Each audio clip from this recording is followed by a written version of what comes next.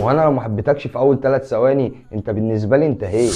عشان المشاهد يكمل الريلز بتاعك اول 3 4 ثواني لازم يخطفوك. بص، عشان انا كمشاهد بسبب المحتوى السريع التركيز قل، مستحيل ان انا اكمل ريلز 30 ثانيه، و60% من انتباهي بيتخطف كده كده اول 10 ثواني، فاكيد صعب ان حد يكمل ريلز دقيقه، غير لو حاجه دماغك رافضه تفوتها، خناقه، فضيحه، او حتى خبر صادم ومفيش بربع جنيه اضاءه برضه هتتفرج عليه عشان هو خطفك في البدايه.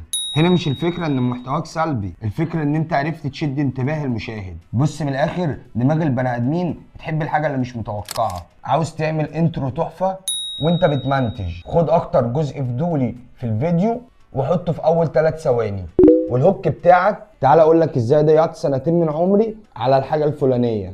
عرفت المعلومه دي من بدري كانت اكيد هتغير لي حياتي. المهم تقول حاجه تشد الانتباه وتخطف نظر المشاهد.